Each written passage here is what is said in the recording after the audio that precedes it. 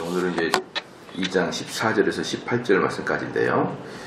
어제 말씀을 드렸듯이 11절부터는 그 앞으로 그 사사기에서 전개될 그 과정을 이렇게 요약해 줬어요.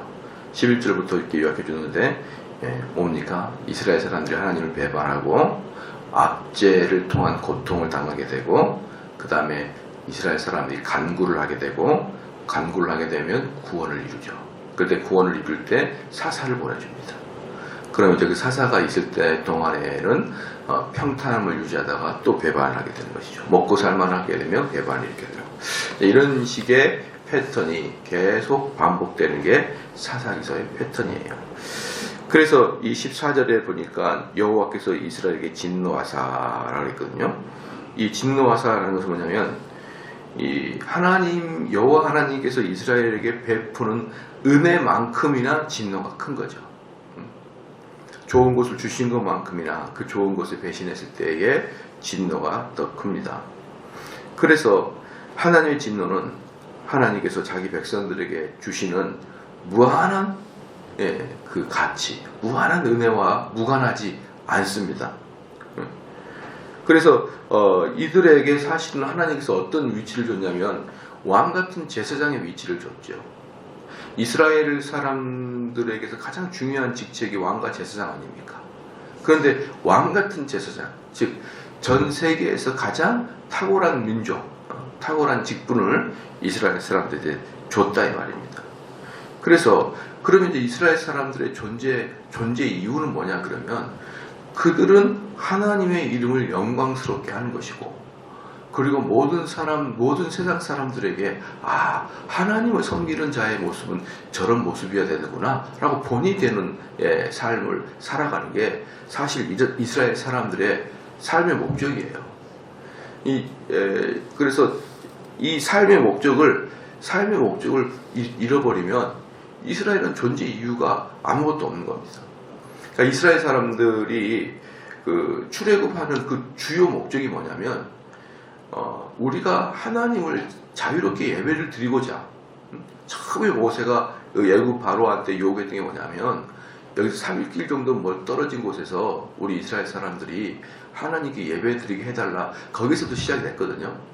그러니까 이스라엘 사람들이 처음에 그 계획을 잡고, 그리고 출애굽의 궁극적인 목적은 뭐였냐 그러면 하나님을 영화롭게 하고 하나님을 예배 드리는 것이 이스라엘 사람들의 출애굽의 목적이었습니다. 그렇기 때문에 이스라엘 사람들은 그것만 하면 되는 거예요, 사실.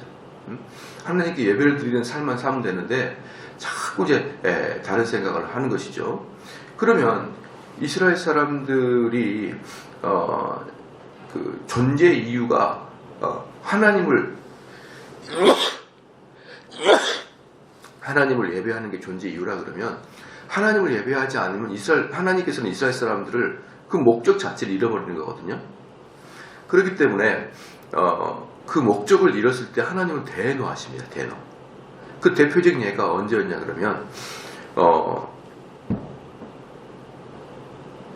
이스라엘 사람들이 12정탐꾼을 보내서 그래가지고 이곳은 우리가 침범해야 될 곳이 아니다. 이거 너무나 거대한 자손들이 있어가지고 우리 그들에게 메뚜기가 왔다 라고 이야기하는 것은 뭐와 똑같냐 그러면, 그래서 우리는 다시 애굽으로 가자 이거였거든요.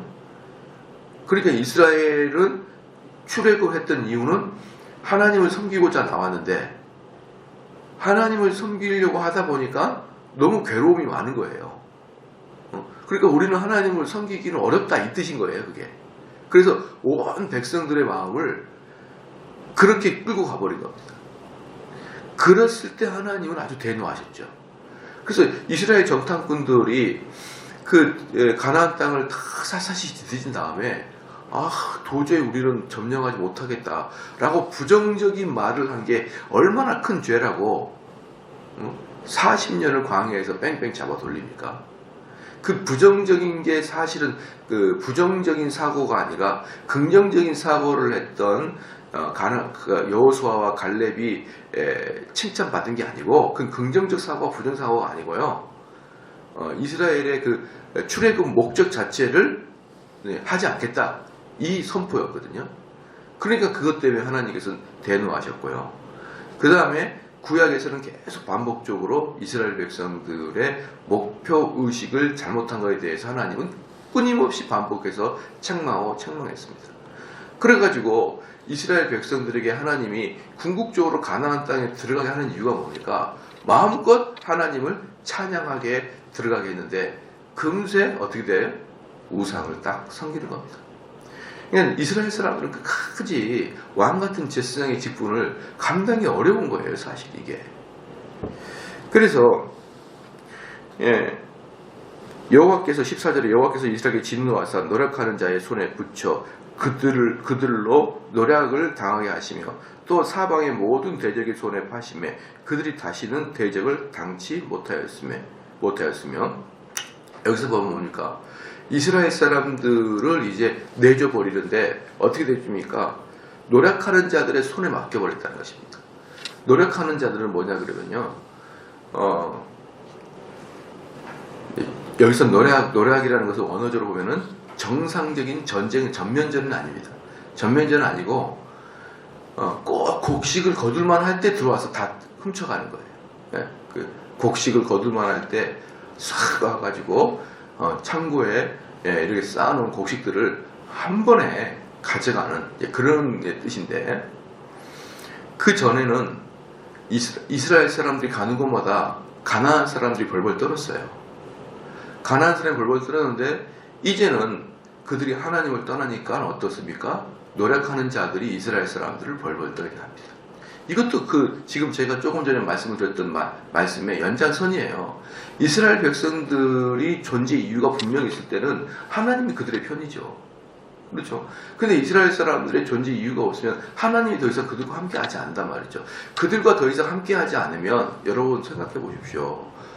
이스라엘 사람들한테 뭐가 있습니까? 400년 동안 종살이 했죠. 순전히 광야에서 거지와 같이 살았죠. 그러나 그동안에 가나안에 정착했던 사람들은요, 문명이 발달하고 문화가 발달했고 군사력이 발달했던 지역들입니다. 거기에 진짜 아무것도 없는, 돈도 없고 군사력도 없고 기술도 없는 애들이 숫자만 떼거지로 와가지고 돌아다니는데, 사실 그것들을 1대1로 국가 대 국가도 전쟁한다 그러면 가나안의 토착민들이 질 리가 없죠. 그런데 그동안에 이스라엘 사람들 이들은 다 두려워했단 말입니다. 왜? 승승장구하니까. 그럼 그 승승장구는 너희들이 잘나서가 아니라 하나님 하셨다는 거 아닙니까? 그러니까 얘네들이 하나님의 살아계심에 거역하고 배신하면 그 하나님이 그걸 쭉 빠져버리는 거예요. 그러면 어떻습니까? 허수아비처럼 주변 동네 사람들의 동네 북이 되고 마는 것입니다. 그걸 분명히 보여주고 있는 것이죠. 그래서 여러 모양으로 사방에서 가는 곳마다 이스라엘 사람들을 대적하게 되는 것입니다. 15절에 그들이 어디를 가든지 여호와의 손이 그들에게 재앙을 내리심에 곧 여호와께서 말씀하신 것 같고 여호와께서 그들에게 명령하신 것 같다라고 했거든요. 여기서 보면은 그들이 어디로 가든지입니다. 어디로 가든지. 이거 꼭 보면은요, 옛날에 우리 어르신들 말이 딱 맞아요. 안에서 새는 바가지 밖에서 샌다고.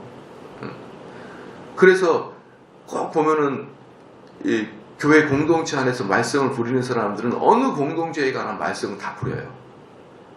어느 공동체에 관한 그 사람 때의 말씀을 부리게 되어 있는 것이죠.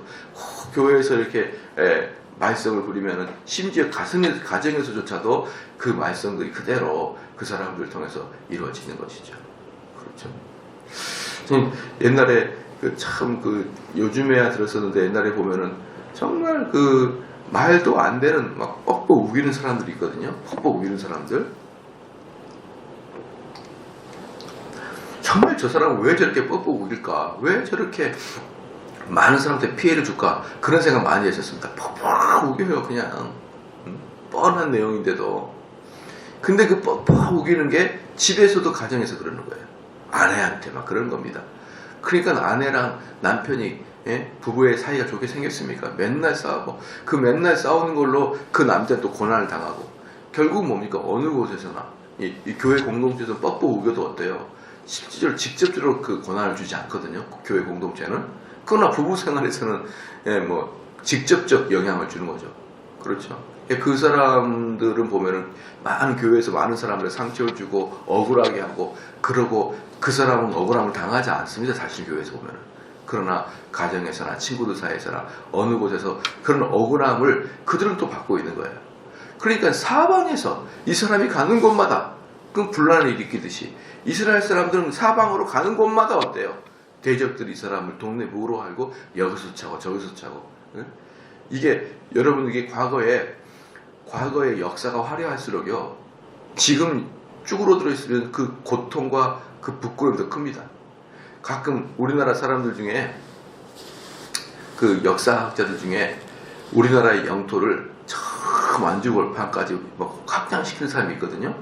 만주벌판 뭐 중원까지 이렇게 우리나라 역사에다 원래 우리나라의 삼국 있잖아요. 고구려 신라 백제가 이 한반도와 그 좀 위가 아니라 사실 엄청나게 큰 것이었다라고 이야기하는데 그거 이야기 뭐 하겠습니까?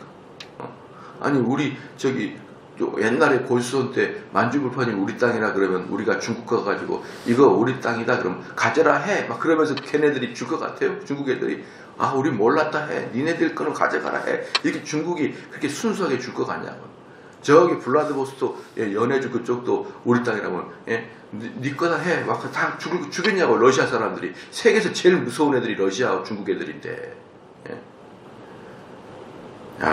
저는 막 그래가지고 물론 모르겠습니다. 그들의 말도 일리가 있을 수도 있지만 그런데 우리나라 땅이 지금보다 한 몇십 배 더 컸다고 그러면 지금도 초라합니다. 쪼그라들어가지고 그리고 그것을 찾아올 방법도 없고 그 독도 하나도 우리 땅이니 일본 땅이니 그 난리를 치는데 그 만주벌판 우리 땅이라 뭐 어떻게 할 겁니까 그거. 정말 저는 재밌어요. 그래서 뭐라 그러더라 만주 차지하고 뭐 차지하면 유럽까지 간대나 어쩐다나 그래서 차라리 에덴 동산까지 가지 그래. 에덴 동산까지. 심지어는 저기까지 가더라고요. 아메리카 대륙까지. 야, 아메리카 대륙이 원래 우리나라 땅이었다는 거지. 우리나라 땅. 그러면 트럼프한테 달라고 한번 해보세요. 우리나라 땅이니까. 그럼 그들이 잘도 주겠습니다. 저는 이런 그런 내용들을 보면 진짜 지금이 더 비참하다 이런 생각이 더 들어가지고요. 과거에는 안 됐어도 지금이 잘 됐다 그러면 참 좋은데 과거에 이렇게 대단한 민족이었었는데 우리는 지금은 쫄아다. 이것은 얼마나 우리를 불편하게 합니까? 마찬가지로 이스라엘 사람들은 과거에 그 지방에서 맹주였어요. 맹주. 지나가면 전부 다 벌벌던. 지금은 지나가면 동네 북이에요. 단 50년 만에. 단 50년 만에 이렇게 돼버렸습니다. 여러분. 얼마나 문제입니까 이게. 그리고 15절 후반부에 여호와께서 그들에게 맹세하신 것 같이 그들의 괴로움이 심하였더라. 여호와 하나님은 신실하셔가지고요 우리에게 복을 주겠다 우리에게 은혜를 주겠다 이것도 신실하게 지키시지만 반대로 우리에게 벌을 주겠다 너희들이 이걸 어겼을 때 내가 너희를 가만두지 않겠다 이것도 신실하게 지키시는 분이 하나님이신 거예요. 하나님. 제가 늘상 우리 성도들한테 말씀을 드리지만 내가 신앙생활도 열심히 하는데 이상하게 내가 주변의 삶이 안 편해. 계속 어렵고 고통이 돼요. 그러면 먼저 뭐부터 생각을 하겠습니까? 죄를 보라고요. 죄를 돌아보라. 왜? 우리가 지고 있는 죄에 대해서 하나님이 분명히 대가를 지불하고 있을 거거든요. 근데 우리는 이 죄를 졌을 때 딱 이 죄가 걸려가지고 그렇죠? 그 죄 때문에 내가 벌받은 걸 분명히 알면은 회개가 되는데 사실은 우리의 삶에서 그러지 않거든요. 내가 이런 죄를 졌지만 정확하게 알지 못한 방식으로 우리를 공격합니다. 예를 들어서 이스라엘 백성들은 하나님을 섬기지 않았잖아요. 그럼 우상을 섬겼지 않습니까? 그럼 우상을 섬기기 때문에 하나님이 진노한다 그러면 우상 제단 앞에 번개를 쳐야 될 거 아니에요. 번개를 쳐야 내가 지금 우상 때문에 지금 하나님이 나에게 벌 주는구나 이렇게 생각하는데 사람들이 침범하고 노력하고 수탈하고 이렇게 들어오는 거니까 내가 우상을 숭배하는 것과 이 외적들이 나를 침입하는 것에 연관성을 사실은 갖기가 어려운 것입니다. 그렇죠? 하나님의 벌칙은 항상 직접적인 벌칙이 아니라 이렇게 약간 연관성이 없도록 쭉 와요. 그렇기 때문에 우리의 삶에 이 삶의 고통이 어느 죄로부터 오는지를 명확하게 알 수가 없는 경우가 태반입니다. 그렇기 때문에 우리의 삶에 이렇게 고통이 있을 때는 항상 뭐부터 보라는 것입니까? 내 삶을 다시 되돌아봐야 되는 것입니다. 물론 우리의 삶에 고통이 모든 것들이 죄에 대한 결과물인 것은 당연히 아니죠. 이것은 당연히 아니지만 그러나 첫 번째로 확인하고 검증해야 될 것은 우리의 죄의 문제라는 것을 여러분 아셔야 될 것입니다. 그럴 때 이제 괴로움이 심히 더할 때 이때에 16절에 보니까 여호와께서 사사를 보냈다 이제 이렇게 있거든요. 사사를 보냈다. 자, 여기서 사사라는 원어는 샤파트입니다. 샤파트인데 심판하다, 재판을 내리다 라는 뜻이에요. 사사, 재판 내리다, 재판장이다. 그러니까 이들을 재판장이라 하는 이유가 뭐냐 그러면 샤파트라고 하는 말이 뭐냐면요, 하나님 말씀을 기준으로 옳고 그름을 딱 선별해 준다는 뜻이에요. 그동안의 사람들은 하나님 말씀의 뜻이 없이 자기들이 마음대로 살다가 이 재판장, 사사가 오게 되면 무엇이 하나님이 원하시는 것이다 라고 지정해 주는 게 사사입니다. 이 사사라는 것은요, 이스라엘의 그 뭡니까 출애굽부터 시작해가지고 사울 왕정 시대까지, 좀 더 구체적으로 말하면 다윗까지 왕정 시대가 정착할 요 사이, 이 사이에 불완전한 시기를 사사기라 이렇게 표현하죠. 그러니까 그때는 사사 같은 경우는 여러분들 이 사사는 말이죠, 그 상설 제도가 아니에요. 그러니까 왕이나 제사장은 상설적으로 세습되어 갑니다. 그렇죠. 여러분 한번 생각해 보십시오. 상설적으로 세습된 것이 훨씬 안정적이죠. 없다가 하나님의 부르짖을 때 나타나는 것은 사실 별로 안전하지 않죠. 언제 누가 나타날지 모르니까. 그 제 친구 목사님이 그런 분이 계셨어요. 하나님의 살아계심을 너무나 느낀다는 거예요. 한 번은 그 교회 건축비 때문에 그 조그맣게 건축비라는 게 건물을 조그맣게 상가를 샀죠. 샀는데 이제 돈이 빨리 중도비를 줘야 되는데 그게 3천만 원이에요. 3천만 원인데 3천만 원이 나올 일이 없어요. 나올 때가. 그래가지고 새벽마다 하나님께 그냥 그걸 기도하고 있는데 그 거의 마지막 날이 다가와가지고 새벽기도 다닌 자기 교인이 아닌데 어떤 분이 이렇게 목사님 마음이 감동돼서 그러는데 이걸로 교회 건축 좀 하십시오. 3천을 딱 주고 가려는 거야. 당내에서 보니까 하나님 정확하게 3천을 부어줬다는 거예요. 그러면서 하는 말이 있습니다. 이렇게 좀 안 줬으면 좋겠어. 하나님이 평상시에 좀 헌금으로 들어와가지고 좀 안정되게 주겠는데 6개월 내내 가슴을 졸이고 막 하다가 그러니까 보편적으로는 간증하면은 하나님은 살아계십니다. 정확하면 여기서 끝나잖아요. 근데 그 목사님은 이제 목회자들끼리 이야기하니까 하나님이 나한테 이렇게 좀 안 했으면 좋겠어. 그냥 평상시에 좀 돈이 있으면은 좋으련만 왜 이렇게 나를 힘들게 하는지 모르겠다. 그 이야기를 하는, 이제 그것은 목회자들끼리만의 대화인 것이죠. 상설이 중요한 것이지, 그때그때 하나님이 기적적 주는 것은 사실 불안하죠. 언제 올지도 모르겠고. 참 재밌는 제가 이야기 들어서 그 말을 들어보니까 당신 말이 맞다 이런 생각이 들더라고요. 예. 하나님이 그 3천을 주기 위해서 너무 자기를 괴롭힌다는 거죠. 그래서 참 재미졌습니다. 여기서 보면은 그 사사가 그러는 거예요. 상설이 아니기 때문에 항상 불안하고요. 그리고 이 사사 제도라고 있는 것 자체가 하나님이 이스라엘 백성을 얼마나 사랑하시느냐. 응? 그들이 아무리 죄를 지어도 부르짖으면 또 어때요? 구원자를 보내주고 또 구원자를 보내주는 것입니다. 그렇죠? 그래서 여기서 15절에 나타나는 그들의 재앙을 내렸다. 이 재앙은 뭐냐 그러면요, 채찍을 한다는 거예요. 채찍을 한다는 것은 뭐냐 그러면 그들에게 여기서 말하는 재앙은 그 민족을 쓸어버리겠다는 재앙이 아니에요. 그들에게 정신 차리게 하는 재앙이죠. 그렇죠. 그래서 채찍의 재앙이 있고 몽둥이의 재앙이 있는 거예요. 몽둥이 재앙은 주로 누구한테 합니까? 이방인한테 하나님 하시는 거예요. 멸절을 시켜버리죠. 근데 이스라엘 사람들한테는 따끔하게 때리지만 정신만 차리면 언제든지 채찍을 멈추겠다는 거 아니겠습니까? 이게 바로 하나님의 사랑이죠. 그러니까 그렇게 채찍을 맞고 이스라엘 백성들이 부르짖으면은 하나님께서는 자비가 많으시고 긍휼함이 많으셔서 사사를 딱 보내줘서 다시 그 사사가 하나님 말씀 전파, 아까 뭐죠? 재판하고 판결하고 뭘로? 하나님 말씀 기준으로 이렇게 하면서 이스라엘 사람들이 그 사사가 사는 날 동안에는 어때요? 안정하게 줍니다. 왜 사사가 사는 날 동안 안정하냐? 말씀이 나가기 시작하니까. 말씀이 이스라엘 백성들에게 전파되기 시작하니까 그 기간에는 이스라엘 사람들이 안정을 찾게 되는 것이죠. 그래서 17절에 그들이 그 사사도 청종치 아니하고 돌이켜 다른 신을 음란하듯 쫓아 그들에게 절하고 여호와의 명령을 순종하던 그 열조의 행간기를 속히 치우며 떠나서 그와 같이 행치 아니었더라. 근데 뭐냐면 사사를 부르짖죠. 그럼 사사가 나와가 어떻습니까?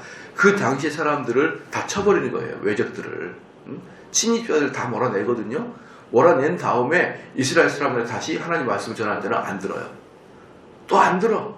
하나님 말씀을 전할 때는 안 듣습니다. 그럼 고통당할 때는 살려주십시오. 살려주세요. 한 다음에 고통을 다 제거한 다음에는 하나님 말씀을 전하면 안 듣습니다. 안 들어요. 저는 참 보면은 외국에서 목회하시는 목사님들 보면 한편으로는 참 불쌍해 보여요. 참 불쌍해 보이는 게 뭐냐면요. 무조건 외국 나가면은 한국 교회는 들려야 될 필수 조건입니다. 왜냐 그러면요. 우리가 딱 외국 가면 첫 번째 모든 행정 시스템이나 언어가 부족해가지고요. 어디 서류 하나 띄러가지 못합니다. 그런데 그 한국인 교회 가면은 30년, 40년을 그 지역에 사는 사람들이 얼마든지 있기 때문에 그들한테 가가지고 나 서울에서 오는 누군데 장로님 이것 좀 해결해 주시면 장로님들은 다 해결해 줘요. 그래요? 따라오십시오. 내가 해결해 줍시다. 그러거든요. 근데 그 해결받고 정착이 딱 되면 다 떠나버립니다. 떠나요. 그러니까 아예 공공연하게 이민을 하거나 유학을 갔을 때는 공공연하게 6개월간은 한인교회 도움을 받아라. 딱 이렇게 해요. 그게 그들 유학 가는 사람들에게 공공연하게 회자되는 것입니다. 그리고 다소 다 이제 도움받고는 딱 끊어요. 그럴 때 목사님들이나 장로님들의 배신감은 근데 그 배신감을 일평생 받고 살아가는 거예요. 일평생. 참 저 같은 경우는요. 못해 먹겠더라고요. 그런 시스템에서는 못해 먹을 것 같아요. 그런데 여기서도 보십시오. 사사가 나타나가지고 이스라엘 백성들이 그 고통당할 때는 딱 군사적 지도자가 되어가지고 그 이스라엘 백성들의 해결을 딱 해주면은 그 이스라엘 사람들 어때요? 그 다음에 안 들어요. 뭐 고통은 끝났어. 너 나가. 이러니까 하나님이 그 이스라엘 사람들에게 복을 주겠습니까? 이스라엘 사람들한테. 많은 사람들이요. 한인교회가 뭐 어쩐다 저쩐다 그러지만 여러분 그래도 낫습니다. 일반 한인 공동체보다는 한인교회가. 그런 사람들이 왔다가 또 그런 사람들이 불신자들이 완전히 한인교회를 로터리 클럽으로 만들어놨어요. 로터리 클럽으로.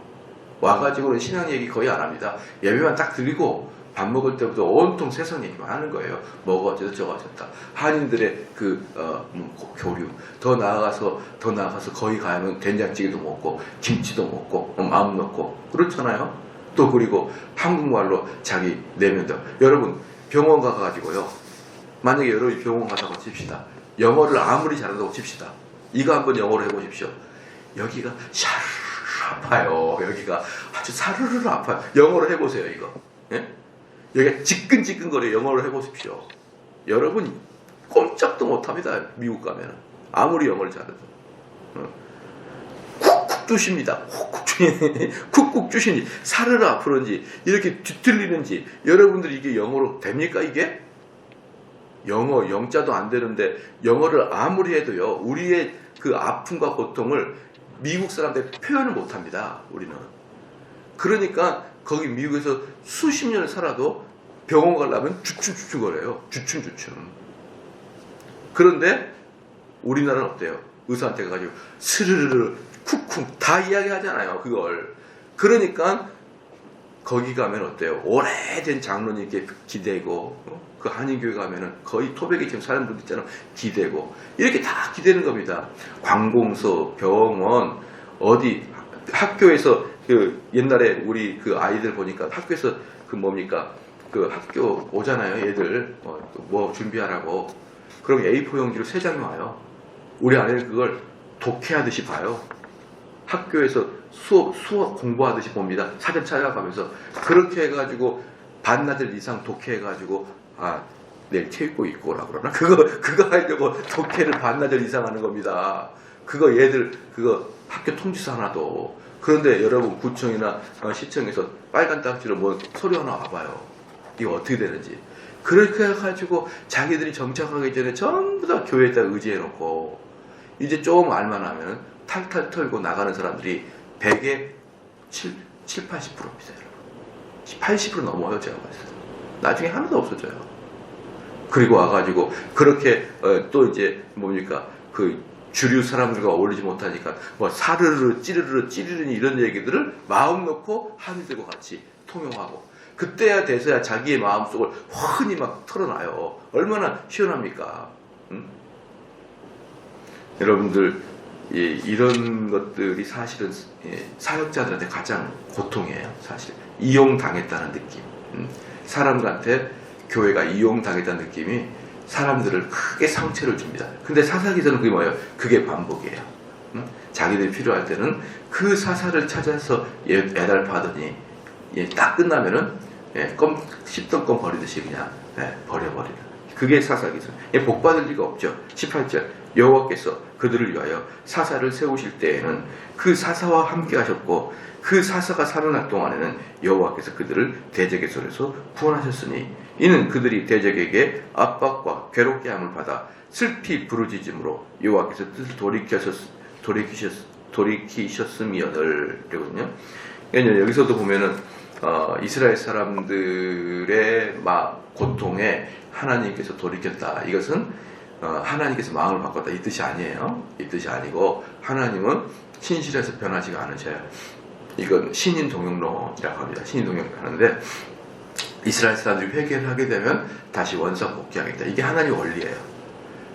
회개를 하게 되면 왜? 큰 회초리니까. 회초리는 언제 멈추는 겁니까? 자녀가 잘못했다고 이야기할 때 멈추는 거잖아요. 그러니까 이스라엘 사람들이 잘못했다고 고백할 때는 멈춥니다. 그리고 재밌는 게 뭐냐면 이들이 설령 사사의 이야기를 안 들어도 사사가 말씀을 바로 전하는 그 기간 동안에는 재앙을 멈추겠다는 것이죠. 그래서 우리들은 이 하나님 말씀이 올곧게 교회가 선포되는 것이 얼마나 교회가 건강하게 유지되어 가느냐, 더 나아가서 사회가 얼마나 건강할 필요가 있느냐라고 할 때 교회에서의 말씀의 신실한 선포입니다. 신실한 선포예요. 제가 지난주에도 제가 말씀을 드렸지만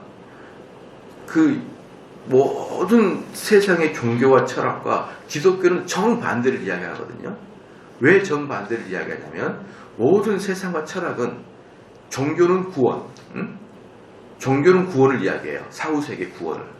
그 다음에 철학은 인간의 삶의 행복, 인간의 삶의 의미, 인간의 삶에서의 진리, 이걸 추구하는 게 철학이고 사후세계까지 가는 걸 종교라고 합니다. 그렇죠? 그렇기 때문에 가는 방향이 비슷해요. 비슷하다가 종교는 좀 더 깊이 들어가는 것이고 철학은 인간의 한정에서 거기서 멈추는 것이지 가는 방향은 비슷합니다. 그렇기 때문에 모든 종교와 모든 철학은 무엇을 하느냐? 우리가 무엇을 어떻게 해야 구원을 얻을지, 우리가 어떻게 행복을 얻을지, 우리가 어떻게 해야 진리를 얻을지 이걸 가르치는 거거든요. 그런데 모든 철학과 종교는 우리가 어떻게 해야 될지예요. 근데 기독교만은 너희가 어떻게 하면 할수록 저주를 받을 거다 이렇게 말하거든요. 전혀 다르게 이야기하죠.